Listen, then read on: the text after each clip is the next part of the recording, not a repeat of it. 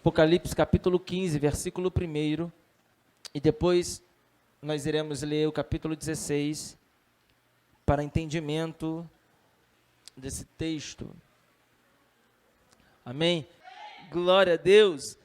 Apocalipse capítulo 15, no verso 1, vai dizer o seguinte: vi no céu outro sinal grande e admirável, 7 anjos tendo 7 últimos flagelos, pois com estes se consumou a cólera de Deus. Capítulo 16, o versículo 1, por favor. Ouvi, vinda do santuário, uma grande voz dizendo aos 7 anjos: ide e derramai pela terra as 7 taças da cólera de Deus. Você poderia, por favor, fechar os seus olhos nesse momento? Curvar a sua cabeça? Por favor. Obrigado, Senhor. Obrigado por esse momento que nós estamos aqui, compartilhando do Teu amor e da Tua glória, sabendo e entendendo que o Senhor é poderoso para fazer infinitamente mais sobre nós. Pai, que todas as dúvidas do nosso coração possam ser jogadas por terra nesse momento, e que por intermédio da Tua palavra e do conhecimento que o Senhor liberou para que pudéssemos entender, por favor, ó Deus, nos liberte, abra nossas mentes, para que entendamos e saibamos que este local é um lugar de aprendizado, é um lugar de amor, é um lugar da manifestação da sua glória. Ó Deus, que possamos aprender tudo nesse momento, e que todas as barreiras e escamas dos nossos olhos possam cair por terra, no nome de Jesus. Diga amém. Queridos, nós estamos sendo marcados por esses dias aqui nessa igreja, com uma série de mensagens que não foi planejada. Na verdade, foi um despertamento para uma mensagem. E no dia que eu preguei a primeira mensagem sobre a grande tribulação e sobre o juízo de Deus, o arrebatamento da igreja, houve-se uma grande comoção e movimentação de todos os lados e esferas, no que tange à vontade de querer aprender do amor e da palavra de Deus. Eu reparei que na igreja que eu sou pastor, as pessoas tinham um certo bloqueio acerca do Apocalipse e não me entendiam muito bem. O que parece é que o Apocalipse era um livro das coisas do passado, tendo em vista que é o futuro, tendo em vista que vai acontecer. E aquilo que vai acontecer é de suma importância e interessantíssimo nós sabermos. Eu já preguei aqui sobre a grande tribulação, eu já preguei aqui sobre o juízo, sobre as 7 trombetas, os 7 selos. Eu já preguei aqui sobre definições do Apocalipse no que tange às visões pré-tribulacionista. E a pré-tribulacionista, só para você lembrar, é aquela que acredita que nós estaremos andando na rua e num arrebatamento secreto as pessoas sumirão e aqueles que ficarem irão passar pela grande tribulação. Eu acredito também, eu falei aqui também sobre a ou mid-tribulacionista, é aquele que acredita que a igreja não terá um arrebatamento repentino, muito pelo contrário, a igreja estará em 3 anos, começando o período da grande tribulação, que será de 7 anos, ela é dividida em 2, a primeira parte, e aí essa parte a igreja do Senhor estará aqui, e depois na segunda parte, que é para os últimos 3 anos e meio, a igreja será arrebatada. E existe uma terceira linhagem de pensamentos, que é a linhagem mais antiga, por 1800 anos era a única dita, a pré-tribulacionista e a mid ou meso-tribulacionista nunca foi recitada antes do século XIX, que é por volta do ano 1800, por ali. Eu costumo dizer, e isso é um fato, que nenhum homem conhecido da grande reforma da igreja, como Jonathan Edwards, que foi o estopim da reforma, João Knox,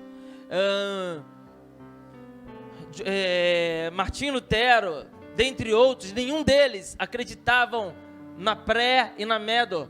Eles pregavam acerca da pós-tribulacionista. O que é isso? É que a igreja passará a grande tribulação, e no término dos 7 anos da grande tribulação, aí sim, a igreja será arrebatada da terra. Essa é a visão que engloba a maior parte do mundo, e ficou por 1800 anos sendo pregado somente isso. E agora, cerca de 200 anos para cá, se fala acerca dessas duas outras visões. O interessante é que a visão pós-tribulacionista, ela tem algo interessante chamado paralelo progressivo.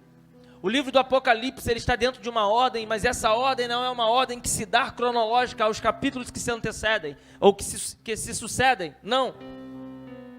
Essa ordem, ela é separada de períodos, de sessões, e essas sessões, elas comparam as visões. Vou te explicar. Os 7 selos, as 7 trombetas e as 7 taças são visões iguais, da mesma situação, só que olhando em perspectivas diferentes. Pastor, isso é meio estranho de entender, não é? Você lembra dos evangelhos sinópticos, Mateus, Marcos e Lucas? É exatamente isso.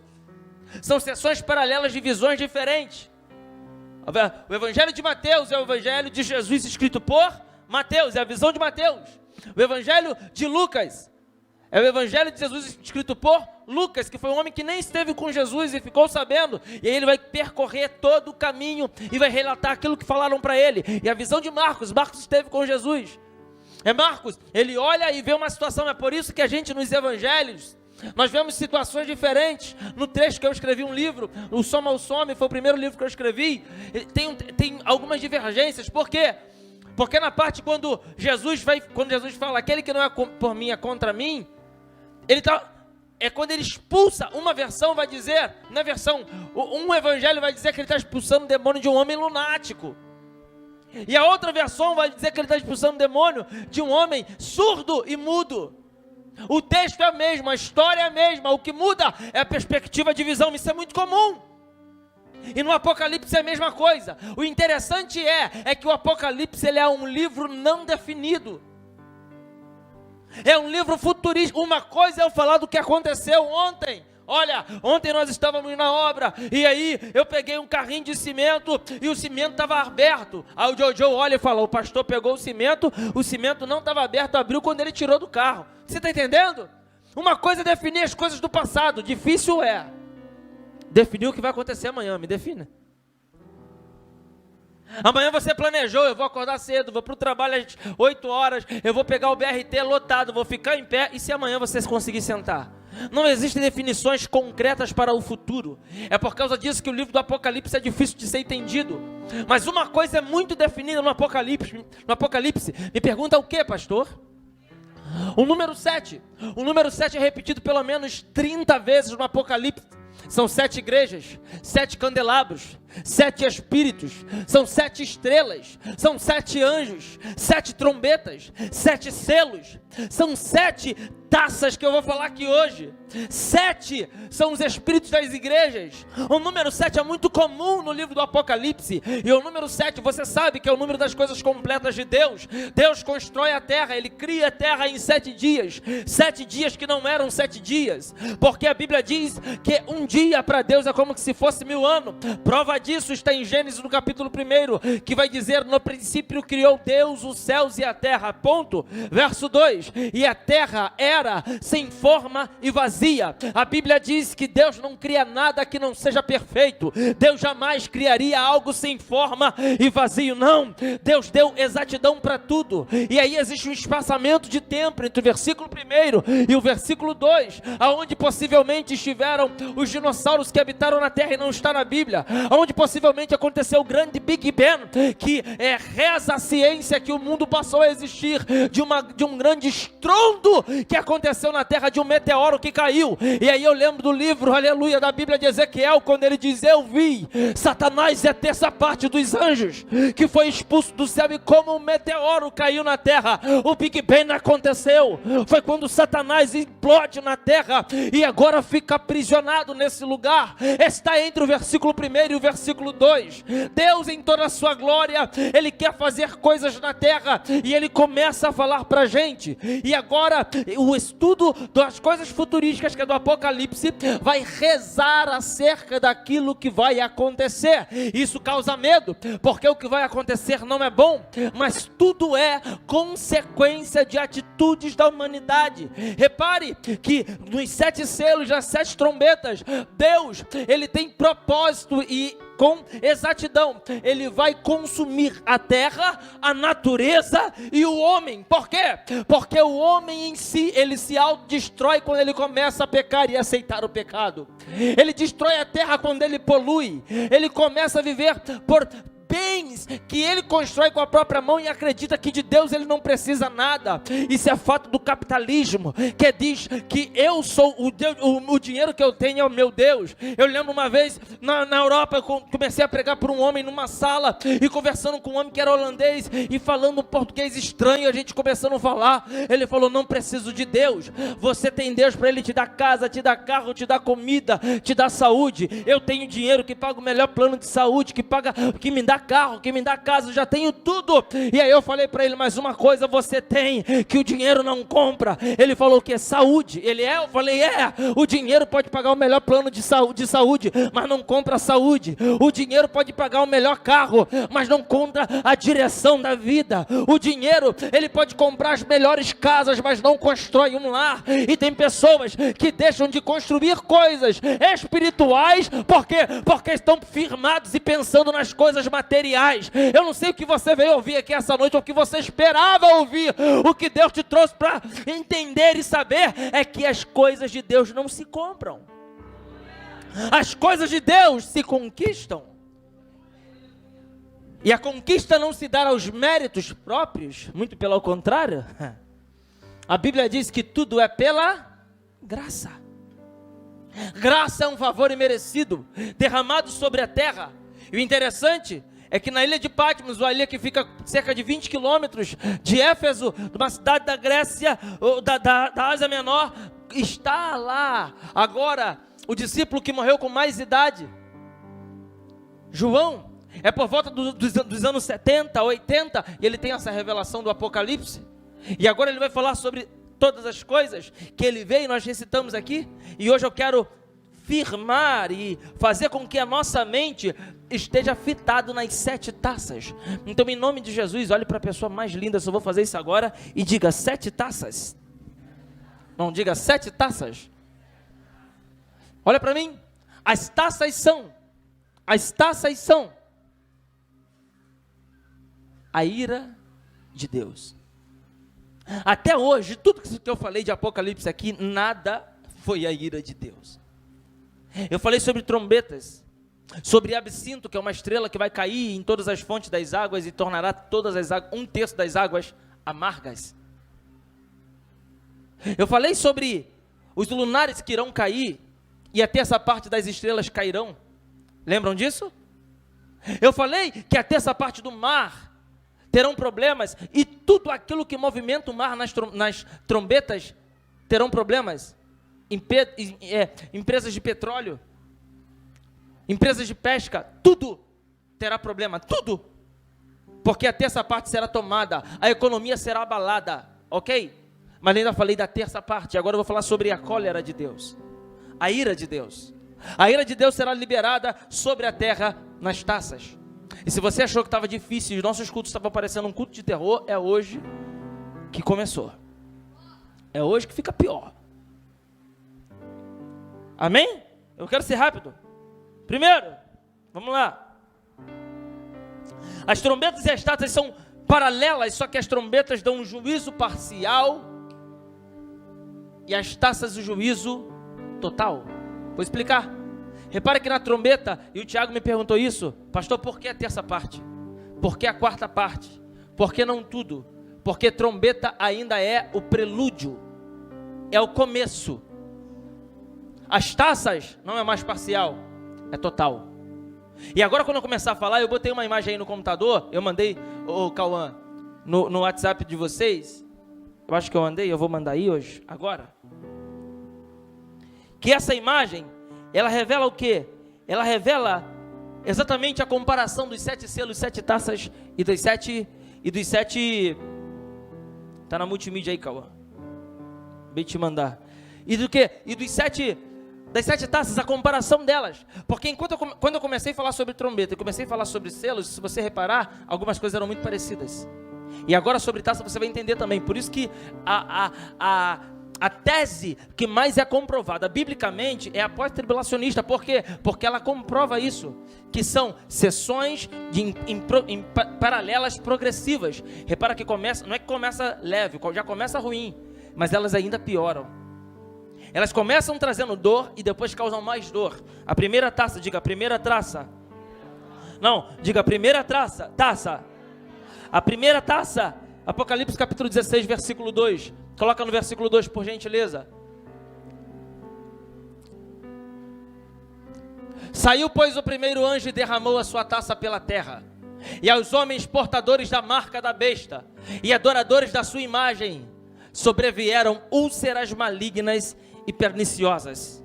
A primeira taça liberada não será para a terça parte da terra, da população. A primeira taça que será despejada sobre a terra será para todos aqueles que têm a marca da besta.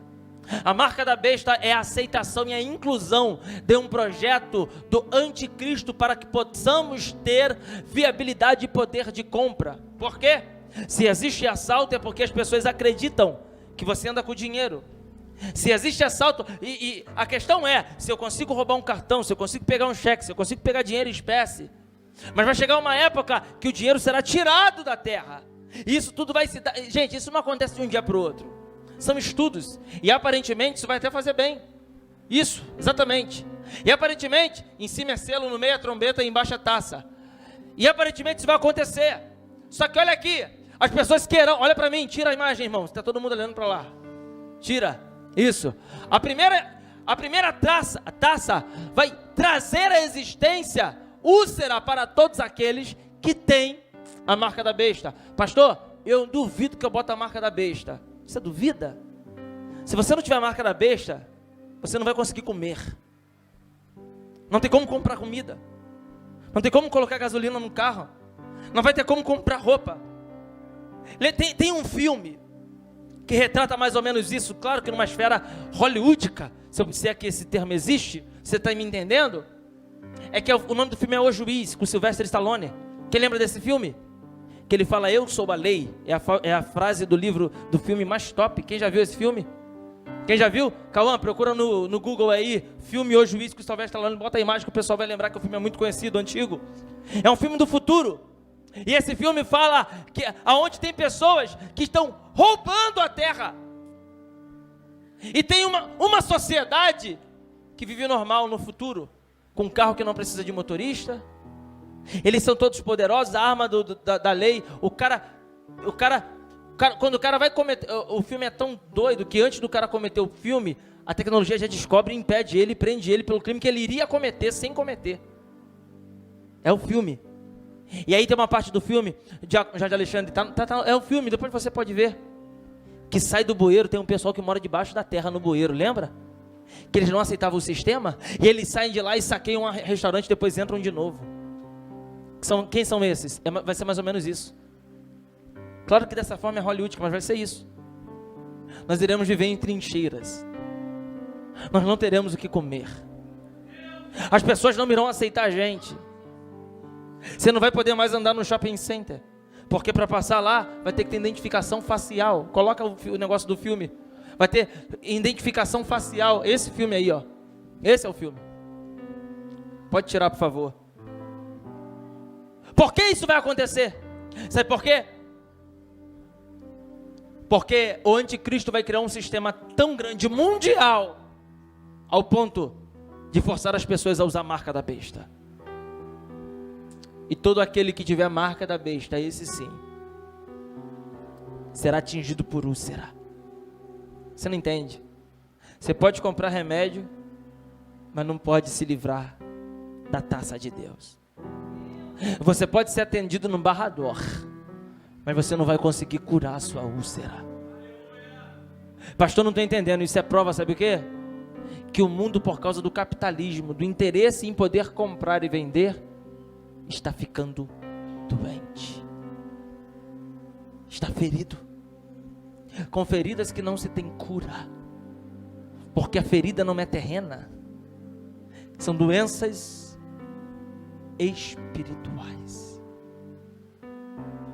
O segundo cálice, o segundo cálice, a segunda taça, coloca aí, versículo 3,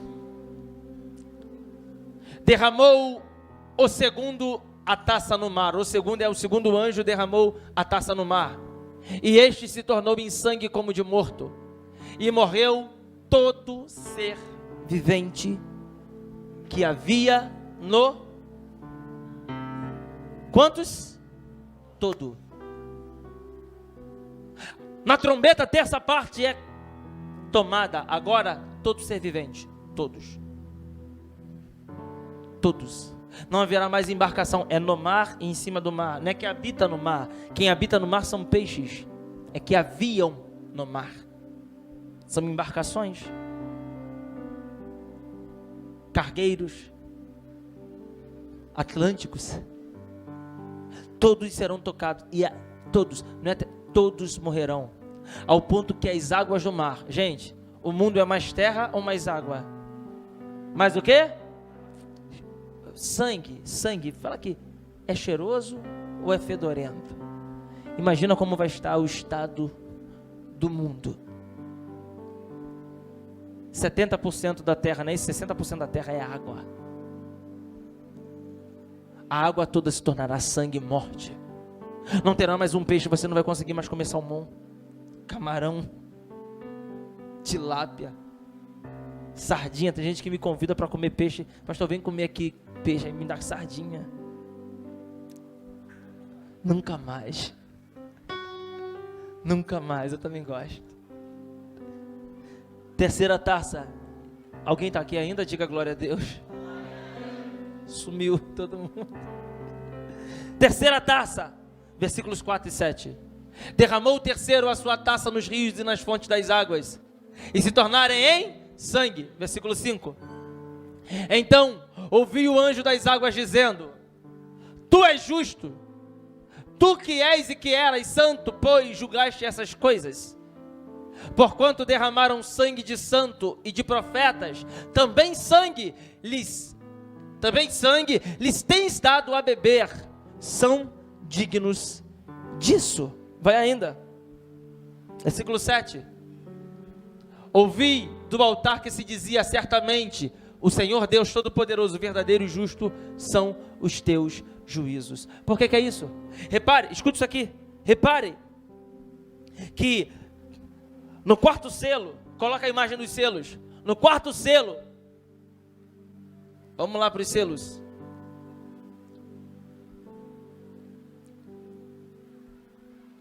Vamos lá, selos é em cima, quinto. No quinto selo, eu preguei semana passada, tá vendo o pessoal de joelho ali? O que acontece no quinto selo? Está debaixo do trono de Deus todos aqueles que foram e morreram martirizados, que foram perseguidos. Esses receberão, a Bíblia diz, galardão diferente. Amém? Eu não preguei semana passada? Agora, está aqui. No terceiro selo, todas as fontes das águas se tornarão em sangue. Por quê? Para justificar todos que morreram em nome do nome do Senhor Jesus. É a cólera de Deus, é a ira de Deus sendo derramada. Pastor, não entendi. Nesse selo, não é só o mar que vai estar todo em sangue. Não haverá uma fonte de água potável no mundo. Todos os rios serão tomados. Na trombeta, a água dá para beber, mas é amarga. Agora na taça, não se dá para beber. Por quê? A água não é mais água, a água é sangue. Não haverá mais vida em água doce. Calma. Vai melhorar. Vai melhorar. Quarto selo. Versículos 8 e 9. Vamos lá. E o quarto anjo derramou a sua taça sobre o sol, e foi-lhe dado queimar os homens com fogo. Versículo 9, com efeito, os homens se queimaram com intenso calor e blasfemaram o nome de Deus, que tem autoridade sobre esses flagelos, e nem se arrependeram para lhes darem glória. O que é isso? No quarto selo, lembra que na trombeta Deus tocava no sol e nós teríamos uma escuridão total? Lembra? Agora não. Na quarta taça, a quarta taça, o sol será tocado. Ele clareia agora muito, ao ponto de nos dar um calor infernal. Quer definição de filme de Hollywood para você poder entender isso daí? Lembra do filme O Livro de Eli? Lembra como estava Las Vegas? Lembra? Aquilo ali é feito em Las Vegas, no meio do deserto. Não tinha água potável, não tinha nada, era sequidão, uma devastação daquele jeito. As pessoas para sair na rua tinham que usar óculos super potentes, porque se olhassem para o sol, saísse a olho nu, os raios ultravioletas tornavam as pessoas cegas, por conta do calor excessivo. O calor será tão excessivo que as pessoas vão blasfemar ao Senhor. Você não está entendendo? Deus está castigando, e as pessoas continuam blasfemando contra Ele. Calma. Quinta taça, versículos 10 e 11. Vamos lá. Derramou o quinto a sua taça sobre o trono da besta, cujo reino se tornou em trevas. E os homens remordiam a língua por causa da dor que sentiam. 11. E blasfemaram o Deus do céu por causa das angústias, das úlceras que sofriam, e não se arrependeram de suas obras. Repare, Deus está castigando a terra, e o povo de dura cerviz não consegue glorificar a Deus, e muito pelo contrário, ainda blasfemam a Deus. Já viu quando você faz uma malcriação para o seu pai, para sua mãe? Você é muito ruim. Aí teu pai começa a te bater e pergunta: eu sou ruim? O que você fala? Não, mãe, você é boazinha. Você é boa, mãe, você não é mais ruim não. Por quê? Porque dói. Só que o povo que vai ficar aqui com a marca da besta, ele é tão ruim de coração, que nada disso vai conseguir comover. Já viu que tem pessoas que estão passando situações difíceis, e você apresenta Jesus como escape, e elas falam: eu não quero Jesus. São pessoas de dura cerviz. São pessoas que não querem nada com Deus, não querem uma vida boa, não querem ser salvos, não querem viver uma vida de santidade. E nesse selo, já está na segunda parte do período da tribulação, que são 7 anos. A segunda parte, os 3 anos e meio, é mais tranquila. A segunda parte já é mais difícil. É nessa parte que Deus vai derramar trevas sobre o trono do anticristo.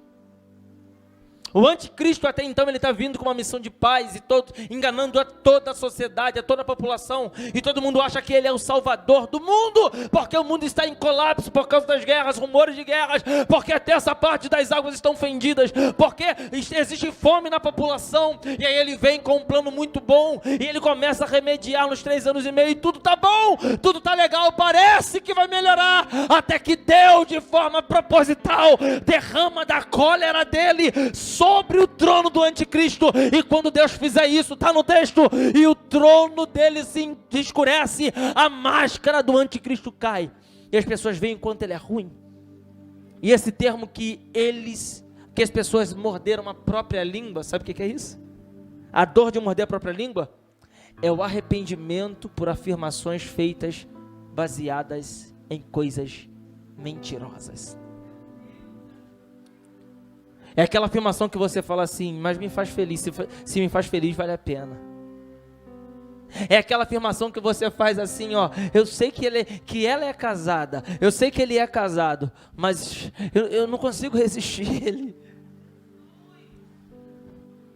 Eu sei que Deus me perdoa, eu sei, mas é só um teco, é só uma maconha, não tem problema nenhum, que eu não incomodo ninguém. Não, é só um bloquinho, é só um carnaval.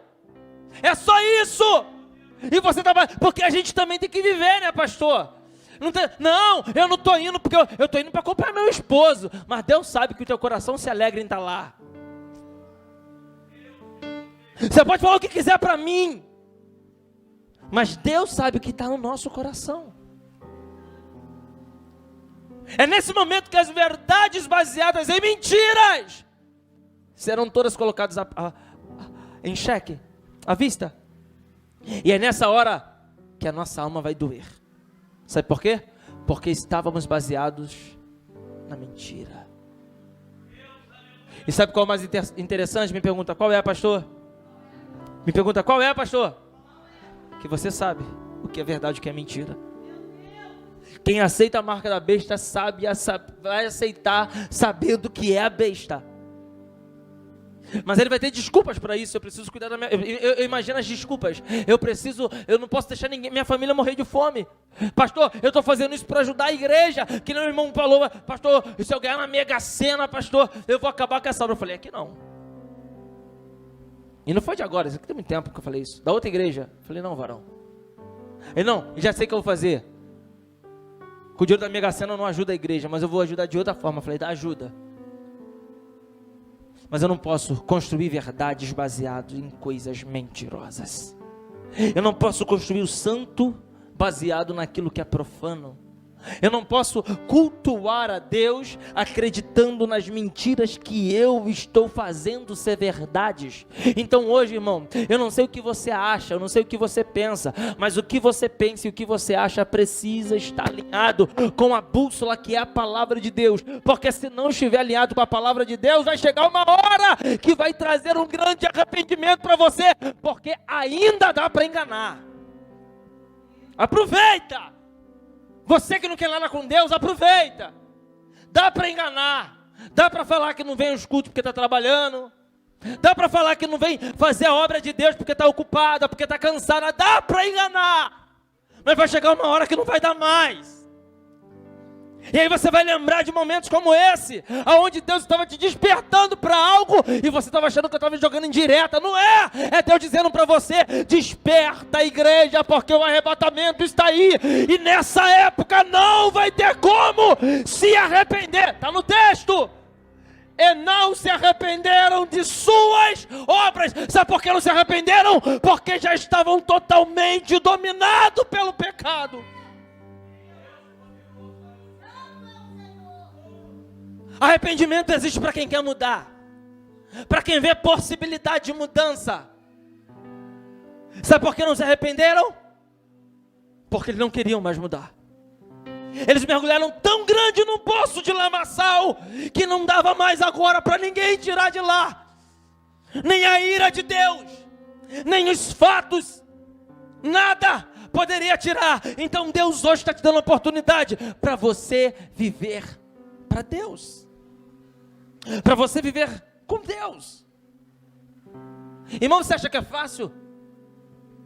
Ninguém aqui, todo mundo que está aqui precisa todo dia lutar contra o pecado.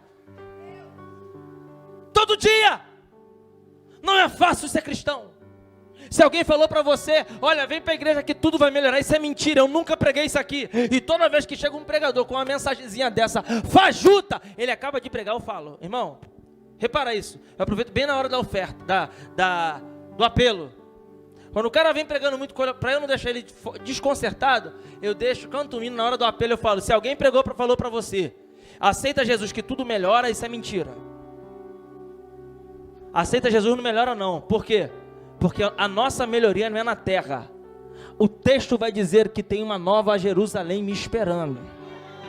Eu não posso esperar nada aqui da terra. O que acontecer, estou vestindo, tenho carro, estou bem, porque isso é lucro de Deus, porque eu não estou pedindo isso, eu estou pedindo para que o meu nome esteja escrito no livro da vida. Eu não estou preocupado em andar com carro importado em rua asfaltada, eu prefiro andar a pé em ruas de ouro. Sabe por quê? Porque a recompensa que Deus tem para a igreja não é na terra, não é.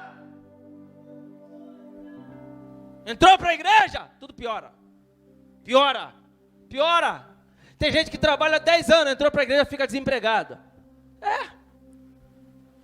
Pastor, estava bem, meu casamento estava legal. Entrei para a igreja, agora é briga todo dia. Claro, irmão, você está com Deus, e outra pessoa está com o demônio. Como é que vai ser? Tem que dar choque. Você está entendendo?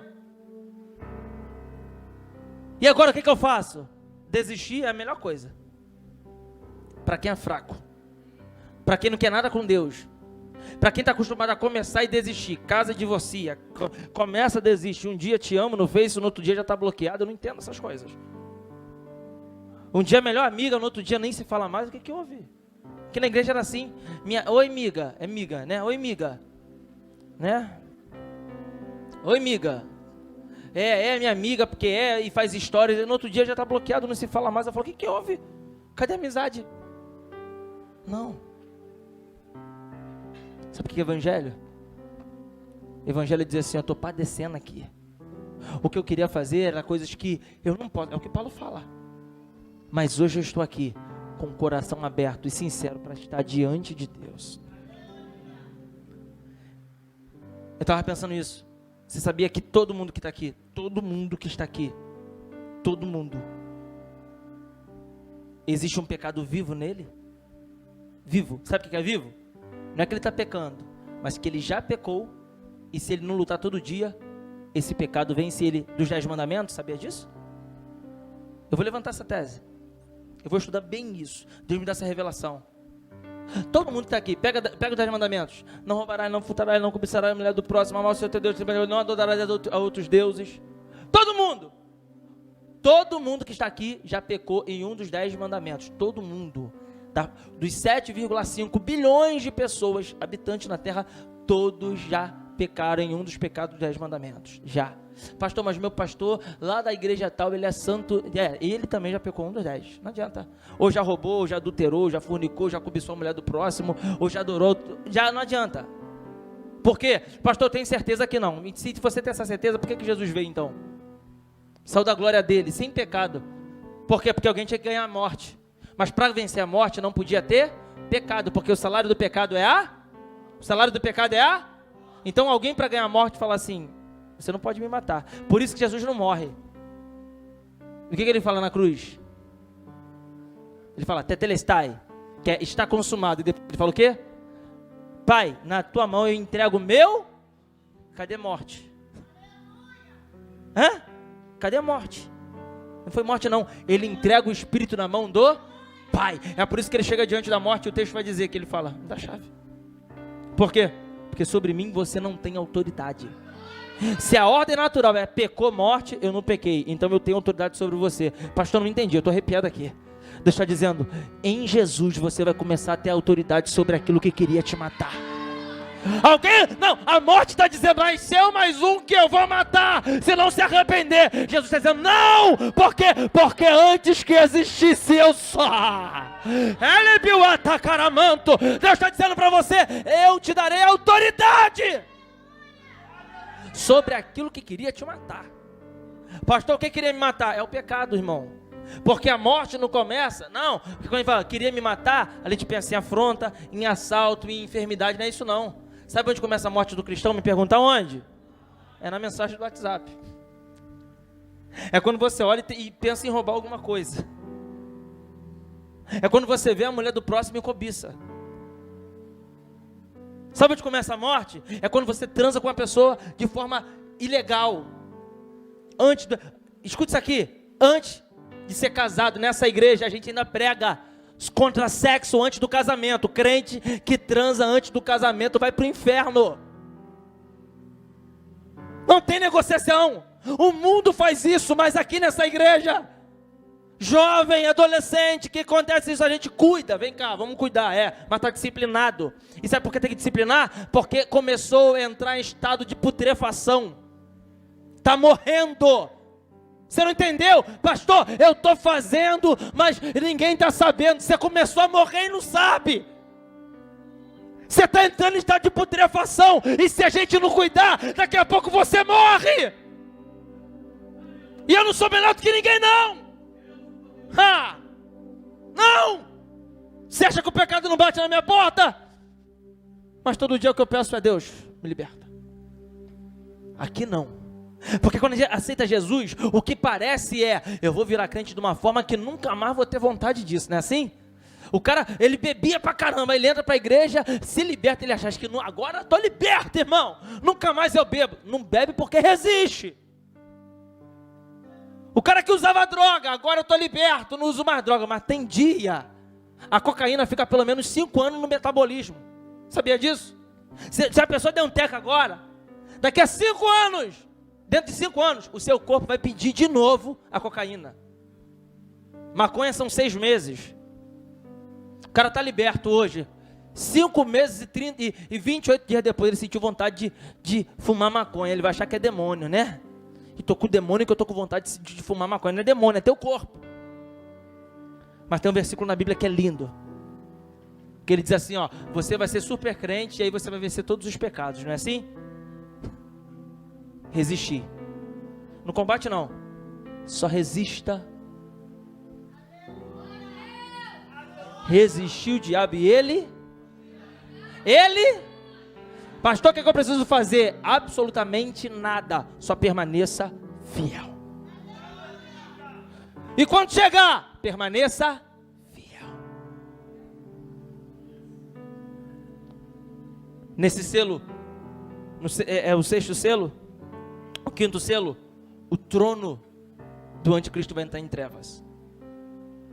A estabilidade que estava no mundo, que as pessoas achavam que eram agora, não tem mais. Já viu aquilo? Quando você começa uma coisa errada, você sabe que vai dar problema, mas ainda não está dando, aí você vai levando, não é isso?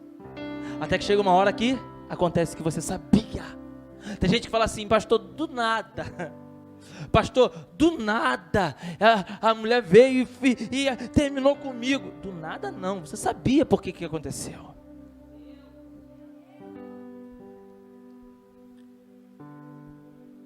Sexta taça, do versículo 12 ao 16. Derramou o sexto a sua taça sobre o grande rio Eufrates, cujas as águas secaram, para que se preparasse o caminho dos reis que vem do lado do nascente do sol. Então vi sair da boca do dragão, da sua boca da besta, e da boca do falso profeta, 3 espíritos imundos semelhantes a rãs, porque eles são espíritos demônios, operadores de sinais. Olha isso daí. E se dirigem aos reis do mundo inteiro, com o fim de ajuntá-los para a peleja do grande dia do Deus Todo-Poderoso. Pode passar. Eis que venho, como quem vem o ladrão.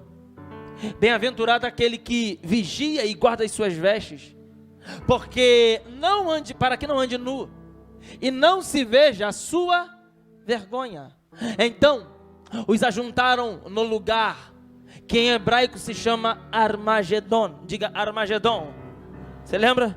Armagedon, diga Armagedon. O que é o Armagedon?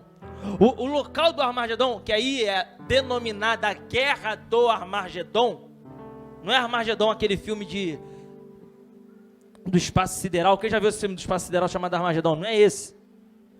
Armagedon aqui é a Guerra do Armagedon, que vai ser num lugar chamado Armagedon, que a gente pode chamar também Megido ou Meguido. Esse lugar, eu tive o prazer de ver esse lugar, aonde vai ser essa guerra. Eu subi em um monte em Israel com a minha esposa, chamado Monte da Precipitação em Nazaré, aonde quiseram jogar Jesus, no começo do seu ministério, há cerca dos 30 anos. E quando a gente chega lá, a gente começa a aprender. Tem um vídeo no meu Instagram falando sobre isso, e eu mostro ali. Será a Batalha do Armagedon. O que acontece? É bem no extremo norte do país, depois do Mar da Galileia. E em cima está a Síria, um lado da Jordânia, tem o Iraque, tem alguns países que têm interesse em tomar Israel. E vocês estão vendo a guerra que está tendo já, né? Já começando a se levantar contra Israel. Só que o que dificulta é o rio Eufrates, que não tem como passar ali rápido. Só que nessa época, como as águas serão feridas, o que vai acontecer com o rio? Ele se seca. Se ele se seca, é uma avenida para que os exércitos entrem.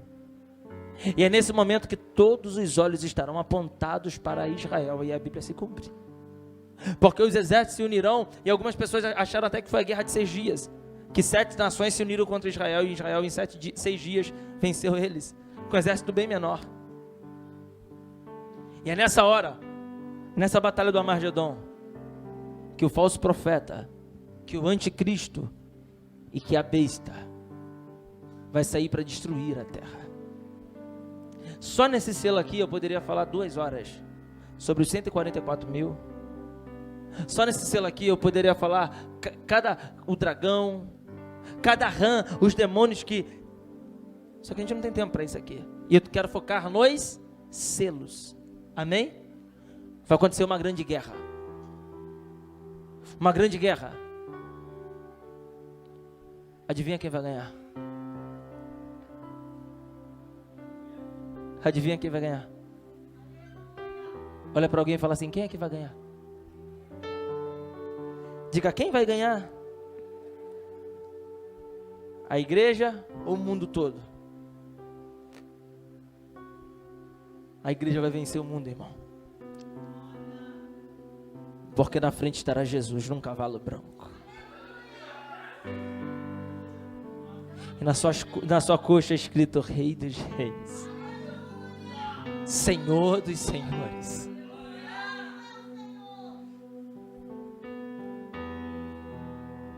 Nós veremos o Senhor numa guerra.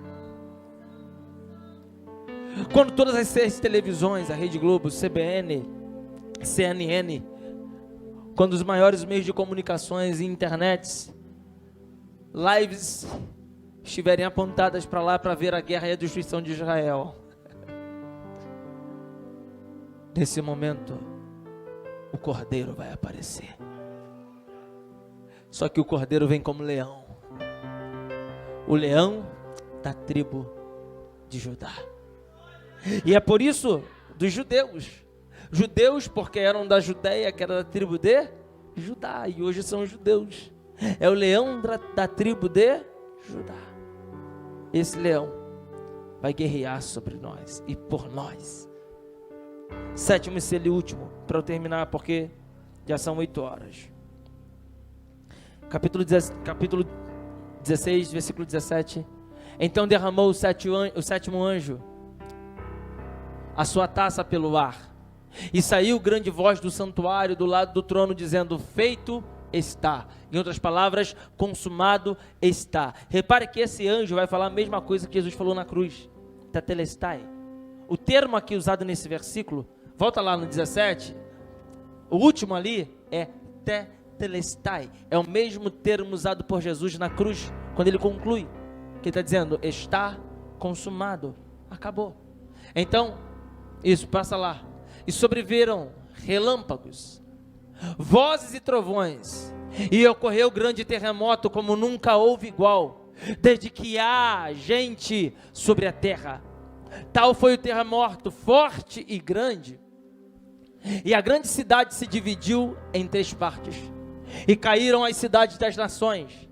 E lembrou-se Deus da grande Babilônia para dar-lhe o cálice do vinho do furor da sua ira. Deus, não se contentendo com o que estava acontecendo, ele ainda vai se lembrar do maior antro de prostituição e promiscuidade que existiu na terra, chamado Babilônia. É por isso que Babilônia não existe mais hoje, nem o nome de uma cidade. Deus exterminou com uma grande nação.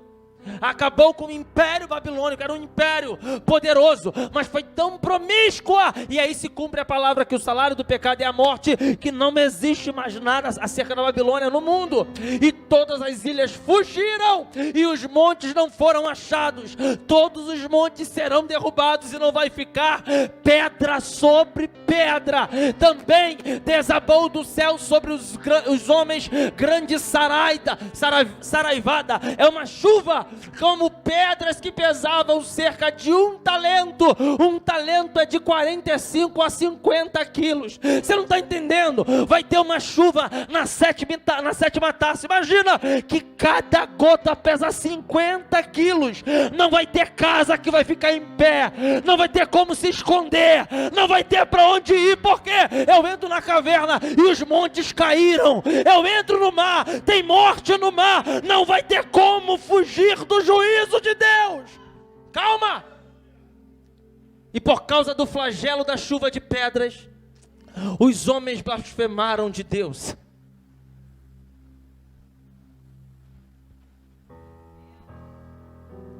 Porquanto o seu flagelo era sobremodo grande.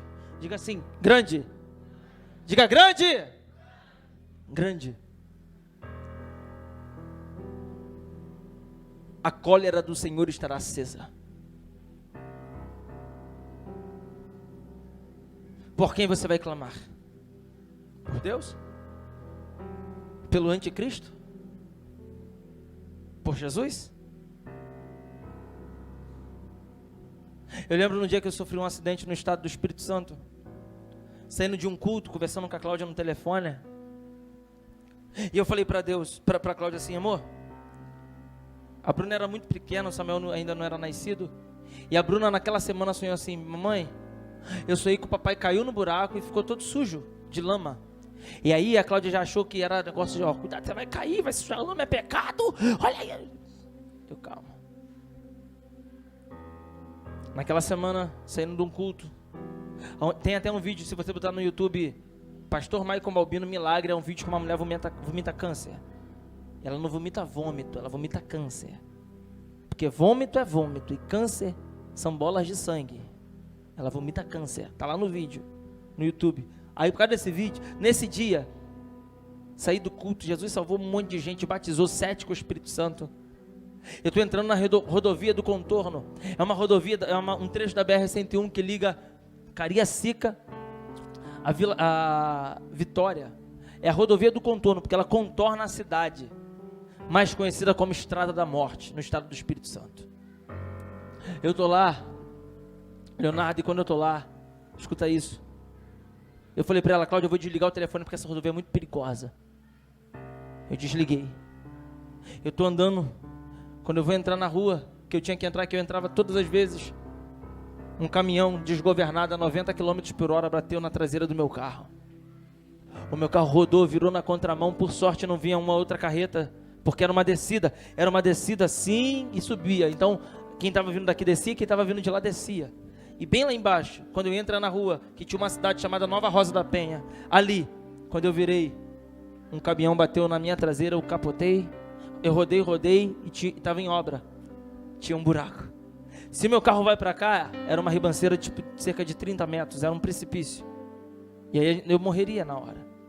O meu carro entrou para cá, e o meu carro foi câmera lenta, gente, é incrível. Ele rodou 2 vezes, e eu vi que era uma ribanceira, mas não era grande. E quando eu olhei segurando no volante, a primeira roda passa e bate no asfalto. E eu pensando, se esse carro andar mais 30 centímetros, o carro cai no buraco. E o carro foi fazendo isso aqui devagar, ó. E quando o carro começou a cair, porque ele caiu e capotou, eu só gritei um nome. Não foi mãe, não foi amor, não foi me ajuda. O meu corpo só conseguiu gritar um nome. Sabe qual foi? Deus. Eu gritei: Deus! E naquele grito de Deus, desesperado, numa fração muito rápida de segundo, é estranho, porque parece que é em câmera lenta e parece que é rápido, não dá para falar, só quem já sofreu um acidente que leva a sua vida quase à morte pode entender isso. E quando eu falei Deus, eu senti um conforto, e eu pensei o seguinte: aconteça o que acontecer, nada vai me ferir. Eu sabia daquilo na hora, pelo Deus que eu gritei, porque quem é dele chama por ele, ele vem. Eu vou repetir isso: quem é dele clama por ele, ele vem.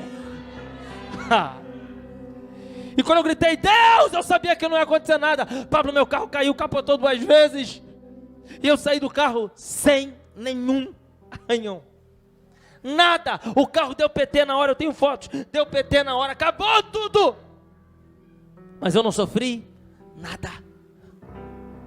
E nesse dia, quem você vai chamar? Vou te dar um conselho. Nesse dia, liga para a mulher que você é amante, vê se ela te ajuda. Nesse dia, liga para sua amiga que está te afastando da igreja, te levando para o carnaval. Nesse dia, liga para a pessoa que falava que estava contigo, aleluia, só para te apresentar drogas e bebida para ver se ela vai te ajudar. No dia do juízo de Deus, quando a cólera de Deus estará acesa e sendo derramada sobre a terra, convida alguém, liga para alguém e fala: olha, sabe por que estamos passando por isso? Porque eu te ouvi e nós não quisemos servir a Deus. Faz isso. Nesse dia, continua acompanhando os desigrejados que não tem igreja, que não serve a Deus, que não quer compromisso com a obra. Continua! Isso! Liga para sua namorada que você está fazendo sexo antes do casamento. Liga. Liga para ela e fala, sabe por que ele está sofrendo por isso? Porque em vez de obedecer e ser fiel, lutar. Não. A gente queria fazer como todo mundo. Deus te chamou para aqui hoje. Sabe para quê? Não é para você tomar vergonha na cara, não. Deus te trouxe aqui hoje por um motivo. Para você entender que ainda dá tempo de você consertar. O nome desse culto é oportunidade. Oportunidade de viver o melhor de Deus. Oportunidade de estar ainda dentro do projeto de Deus. Porque se você reparar, as taças que é a ira de Deus começa com uma prerrogativa. E todos aqueles que aceitaram a marca da besta. Domingo que vem a gente continua isso. Eu te espero. Eu te espero. Aproveite essa semana só para acertar a sua vida. Aproveite essa semana para botar o papel para correr para o casamento. Aproveite essa semana para acabar com essa amizade que não é de Deus e que está te levando para as coisas ruins. Aproveite essa semana para falar não para o carnaval que começa agora, essa semana que já está tendo. Aproveita, sabe por quê? Porque tudo isso vai passar. Vai passar. Vai passar. As bebidas, a balada, os prazeres, tudo vai passar. Eu não estou falando sobre vida, bem-estar. Essa igreja aqui dificilmente vai falar sobre o bem-estar do homem na terra. Não. Eu estou falando sobre salvação. Sobre Deus. Quem você é? Para onde você vai? E aonde você está quando isso acontecer? Porque você querendo ou não, as taças serão derramadas sobre a terra. Isso acontecerá. Vamos fazer mais uma oração? Feche seus olhos, curve sua cabeça. Faça isso. Faça isso.